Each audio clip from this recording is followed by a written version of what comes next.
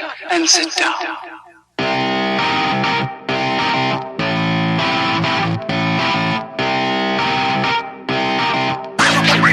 All right. Hello, everyone, and welcome to another episode of More Content Talk. That's the only show that cuts through the glam, the glitz, and all the bullshit to bring you the truthiest news that we can find. Today, I want to go over something that I've discussed a lot on social media and a little tiny bit on the show, but I want to define it for everyone, and that is the concept of Jim Crow etiquette. A lot of people don't understand that Jim Crow was not just a few people. As in the case of Nazi Germany, it was very much a way of life in this country. It's easy to use historical terms improperly, because if you don't understand the context of the term, if you look at history as a series of good guys versus bad guys, like a movie, what you get is an untrue story. You leave out very nuanced parts of the story, and you write your own story. And so what people remember of Jim Crow today in America, at least what I hear people say, is that it was a bad time for black people, and there were a few evil, people at the top who were running everything. And for the most part, people tried to be good. They tried their best, but, white people were so uneducated that they weren't able to, learn to love black people. And it's a weepy, stupid, uninformed story. It's one of the reasons I refuse to see movies like Selma and other supposedly, I guess the term nowadays is woke. That's what everyone says. It's not a term I use. I think it's kind of dumb. But I guess that's what they're trying to do with these movies, is be uplifting, be positive.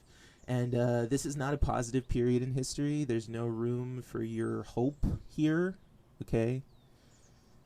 You can't make everything about perseverance. Some things are just facts, and we don't need to overcome facts. We need to deal with them. We need to learn from them. Instead of constantly running away from the past, you should embrace it, and you should learn from it. And that's what I hope you take away from this episode of Nothing Today, is that it's great, to get up there and be all inspirational and read your little psalms. But then there's reality, and then there's, what actually happened, as opposed to some stupid Hollywood movie version that you saw, and now you're completely uninformed and unable to have discussions with people.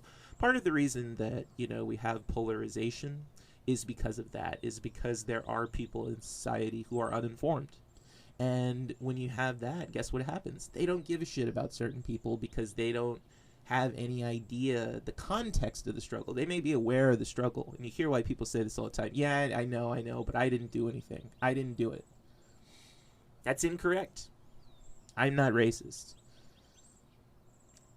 I can't, first of all, how do I know if you're a racist or not simply by you telling me you're not a racist? Every fucking person on the planet says that. Do you understand?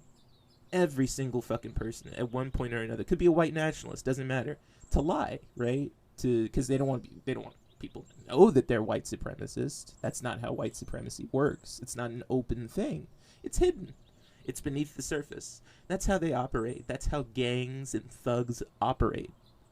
If you don't think that white people do the same fucking thing that, every other gang does, hiding beneath the surface, paying off the cops, paying off the DA, selling drugs. If you don't think this is a gang, if you think this is some kind of nuanced political movement, then you're the racist. That's racist. Because these are a bunch of violent criminals. They're thugs, these white supremacists. I don't know why we come up with new terminology. Call them a thug. Call them what they are. They're fucking criminal. A thug. Mafia. You don't need to say things like white nationalist or white supremacist or bipolarization. Whatever the fuck you talking about is stupid. So I'm going to read you the history of white supremacy and what it actually is, which is a series of etiquette, a series of behaviors Okay? Jim Crow and white supremacy are intertwined. There's no difference. So this is the history of white supremacy. The article is about Jim Crow, but it's the history of white supremacy. All right. I'm going to read you the title really quick, and then I'm going to get into it. So this is an article that was written, and it's called Jim Crow, Not Just Laws, but a Way of Life. Very important to understanding Jim Crow is to understand that this is the way people acted in the United States of America, period. And no, it was not just the South. No, no, no, no, no. Do not say that to black people, because especially if you're a politician. Oh, those dirty Southerners. It's not just the South. It's the entire fucking system, okay? Entire country followed this system. And this is reading from the article now. And I quote, "The Jim Crow system was based on the following beliefs. Whites were superior to blacks in all important ways, including, but not limited to, intelligence, morality, and civilized behavior. Relationships between blacks and whites would produce a mongrel race which would destroy America." You hear that? "Treating blacks as equals would encourage interracial relationships between men and women. Any activity which suggested social equality encouraged interracial relations. If necessary, violence must be used to keep blacks at the bottom racial level. The following Jim Crow etiquette norms show how inclusive and pervasive these norms were." So here are some things that could get the shit kicked out of you if you were black back in the day. And really, if you listen to some of this stuff, it's still in existence. But I'll get into that later. So number 1, a black male could not offer his hand to shake hands with a white male because it implied being socially equal. See, that's a no-no. You're not equal. You can't offer your hand to shake hands. Obviously, a black male could not offer his hand or any other part of his body to a white woman because it was not acceptable for him to touch a white woman. Isn't that interesting? And today, you hear both white and black people, and they talk shit about interracial relationships. And you think you're so original, right? Because the black people, they'll say, well, you ain't down with the black people. You ain't down. You dating that white woman. You dating that what you suspect. You sound like a white supremacist when you act like that. That's why no one takes you fucking seriously, because you sound like a racist. That's the shit that white people used to say. And so you're policing yourself when you do that. You're an idiot if you do that. Because I get people tell it to me all the time, because I have a white wife. I'm black. But I don't look at it as a racial thing. But a lot of people do. A lot of people say, well, that's not right. You should be dating a black woman. Who the fuck are you, asshole? And if you're black especially, listen to fucking me right now. You hear me? Don't fucking say that to me. I'll kick your fucking ass. You say that to me in front of my wife. I find that very fucking offensive, that bullshit mentality. And you're just the same fucking Jim Crow motherfucker. I don't care what color your skin is. You're like Uncle Ruckus from the Boondocks. Oh, you can't date that white woman. You know? That's exactly what it is. Poser. Moving on. So number 2, blacks and whites were not supposed to eat together. If they did eat together, whites were to be served first, and some sort of partition was to be placed between them. So this is, it's like those plastic shields that they're using in the restaurants. They got that idea because they used to do that in the 50s. And by the way, that shit don't work. It doesn't stop the spread of disease. So it's all for show, right? It's all just there to keep the other person knowing in their mind that they're second tier, second class. Number 3, under no circumstance was a black male to offer to light the cigarette of a white female. That gesture implied intimacy. Again, we see this they're constantly discouraging blacks and whites from dating, and especially black men from dating white women. That was really frowned upon. And you hear it all the time still today. And I just think to myself, why does this country think it's improved? I don't know. Blacks were not allowed to show public affection toward one another in public, especially kissing, because it offended whites. So this is a through point you'll see with black people and white supremacists. White supremacists are constantly modulating our behavior, constantly telling us how we should behave in public. You shouldn't be listening to that music. You shouldn't be acting that way. You're loitering. Get the fuck off of the street. That's where all this bullshit laws come from. That's why you're not able to just be yourself in public. You have to act white before you go out.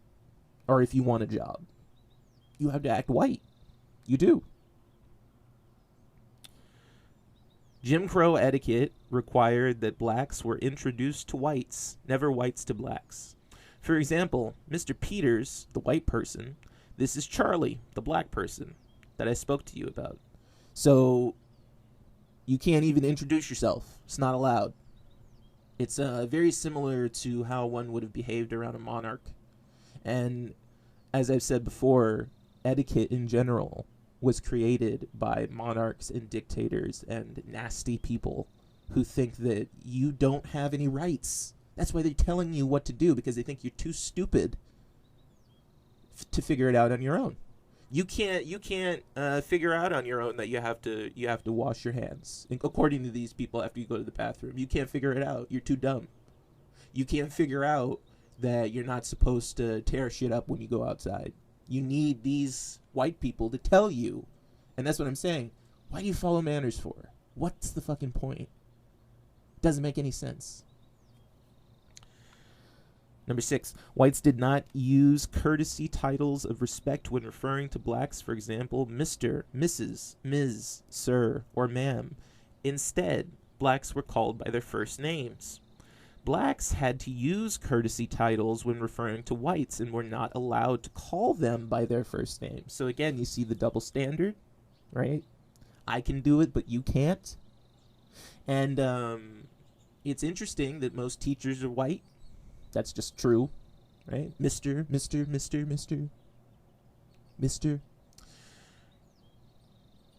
And those titles, how often do they get afforded to black people today? Even celebrities. Is anyone saying Mr. West?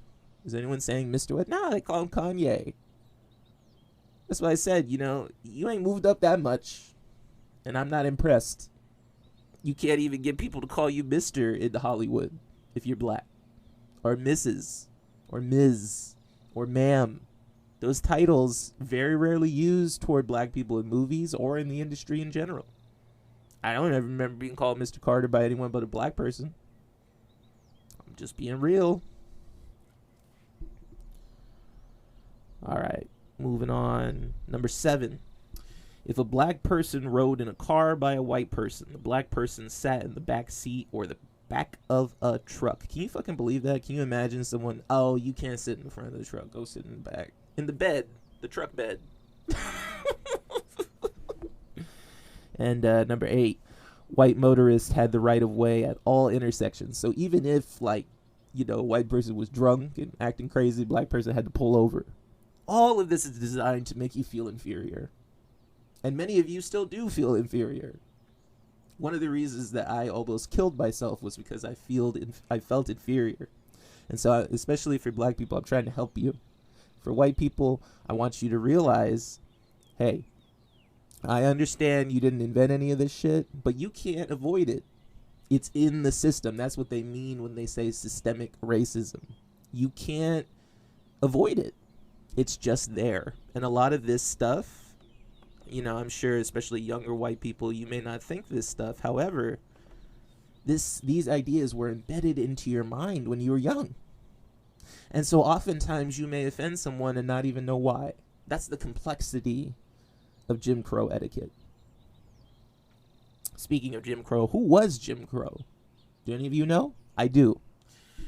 Jim Crow figure was a fixture of the minstrel shows that toured the South. A white man made up as a black man sang and mimicked stereotypical behavior in the name of comedy, which you still see today. You still see white people using blackface.